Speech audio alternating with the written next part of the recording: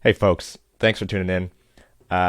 So this is an impromptu live because I was unable to make it yesterday because I was hacking and coughing everywhere. So sorry about that. But I thought I wanted to address a few things. So obviously, if anyone's tuning in right now, thank you.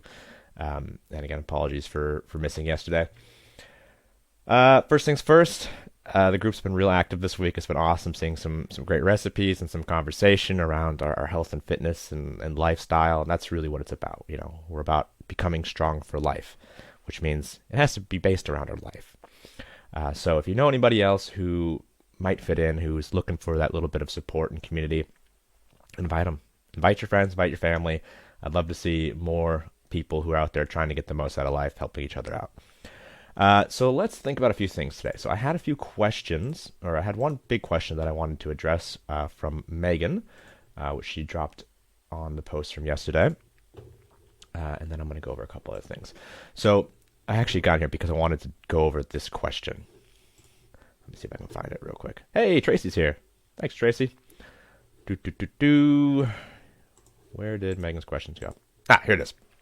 So her question is about eating when not hungry. What if you get to lunchtime and you feel like you just ate breakfast, but if you don't eat lunch or just have an afternoon snack, you won't hit your macro targets? It feels counterintuitive to eat when not hungry with a goal to lose weight. To eat or not eat. And Tracy was also interested in that question. So let's look at a few things here. Excuse me. So, do you eat?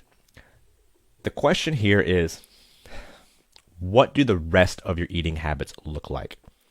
Do you eat breakfast and then not eat lunch and then eat a really late dinner and then find after dinner before you go to bed you want to eat every sweet and sugary thing in the cupboard, and then your weekends have a similar flow where you feel like you're not eating anything during the week and then you eat 5 days worth of food over Saturday and Sunday? Like, that is a very common eating pattern, and it's because generally you're not being nourished during the day. And so one of the things you have to do, like with working out and exercise, it takes time to get to the point where our body's like, oh, I need this. You're retraining what you've been doing for however long it's been in your life. So practice. If you eat breakfast and you get to lunch, well, what time was breakfast? What did you eat? And then what time's lunch supposed to be? So you get to a time when you think you're supposed to eat and you're not really hungry. Just get your protein in. Eat your protein. Get your protein snack, whatever that is, whether that's cottage cheese, yogurt, chicken, fish, eggs, tuna, whatever you like. Get your protein snack in because you got to get your protein goals. And that will help train your body to feel nourished and get used to eating when it's supposed to eat. Because generally speaking, our eating habits are not great. Like what we eat, how much we eat, when we eat, tends to be not dictated by what we need. It's convenience. Tracy says, you're never hungry in the morning, starving in the afternoon. Well, that's not uncommon. We need to find new habits then that support us feeling nourished throughout the day. So when you get up, you don't have to eat a lot. Just get in 20, 30 grams of protein. Smoothie, protein shake. What did I do this morning? One of my go-to super lazy breakfasts, and this is based around my needs, is a bagel with cream cheese and 200 to 250 grams of cottage cheese with some fruit and a pinch of cinnamon. So I chopped up an apple, put a pinch of cinnamon in that. And that gives me 25 grams of protein, and it ends up being around like 600 calories, I think it is, which is a pretty light breakfast for me. If I eat a big breakfast, it's, about 1,000 calories, 800 to 1,000 calories. So if I'm lazy, need something quick, the proteins first. Get that in, and that will help regulate your blood sugar and keep your energy levels where they need to be. And it will also start training your body to eat more regularly. And then I guess the question is begged, why do we need to eat more regularly? We need to eat more regularly so that we have more opportunities to fuel and nourish ourselves for what we want to get out of life. So the biggest difficulty I see when people are unable to get the protein requirements in is they don't eat enough. They're like, oh, I only eat one meal a day and I can't get 120 grams of protein. And it's like, well, there's your problem. The protein's non-negotiable. Fats and carbs, not a big deal. You have to get your protein in because that's what your body is made out of. So you have to train yourself. Just like you have to train yourself in the gym, you have to train yourself to eat. And that takes effort. It takes planning and thought, and probably a bit of accountability.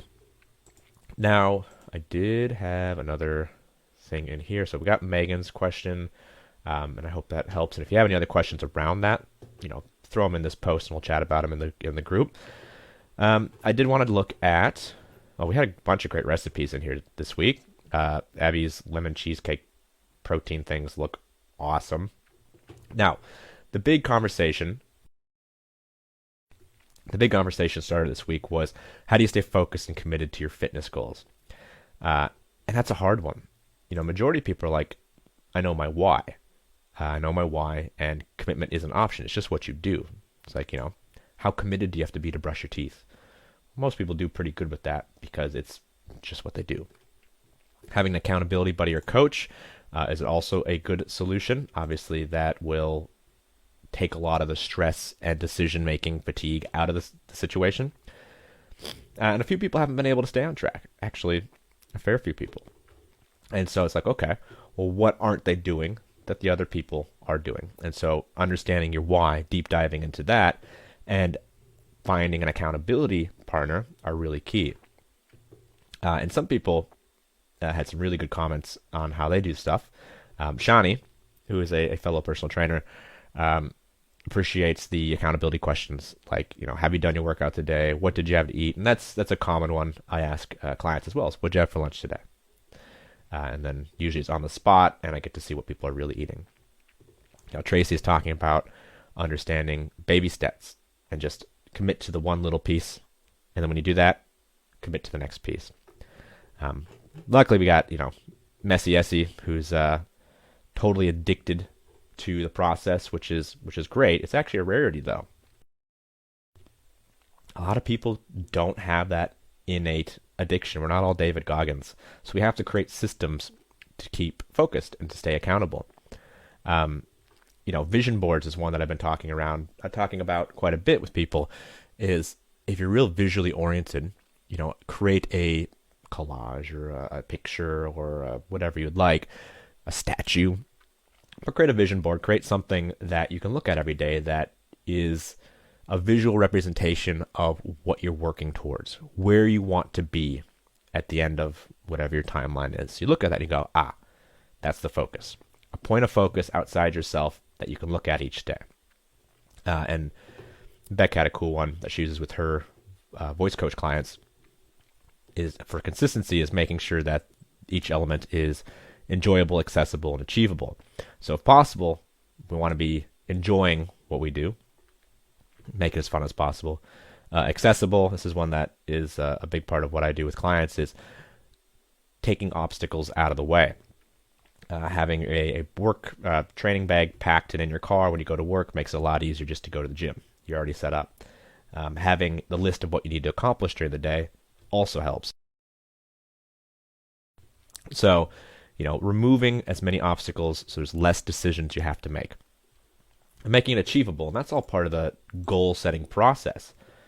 And goal setting means that we need to dial in on what needs to happen and when. And if you have ever used SMART goals, that's a really good system as well. So making sure that the goals are specific and measurable and achievable, and then they're on a timeline. A goal without a timeline is a wish, a dream.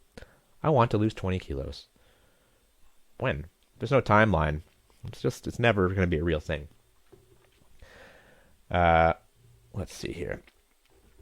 I think that covers most things. Like, there's been some awesome, just a lot of food prep and great recipes, so I love seeing that. Andrew's still off in, I think he's in Pakistan now, checking out cool foreign gyms and getting jacked, which is always awesome. Dave had a great PR this week on the bench press, and what did he say? His advice was, if at first you don't succeed, take a proper rest, do some stretches, refocus on what you're doing, and try again. And I don't even know what he's benching here. It's probably like 130 kilos. Strong guy. Anyway, folks, thank you very much for all the good conversation this week, and it's awesome to see everyone out there helping each other and being supportive and working towards your goals, and ultimately what you're doing is you're taking responsibility for what you want out of life. If you want to get leaner, if you want to climb mountains, if you want to be a runner, if you want to undertake any physical endeavor, the first step is taking a responsibility for those outcomes and believing in yourself.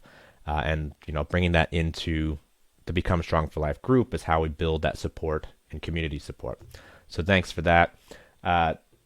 Appreciate everyone sharing. Andrew, of course, gets a shout out this week for his awesome foreign gym posts, and shout out to Dave for sharing his bench press, which was awesome. And if you have any questions or really want to dive deep into these things, throw it in the group, or if you have some stuff that you might not want to put out to the public, feel free to reach out. And I'm always happy to chat. All right. Enjoy your week.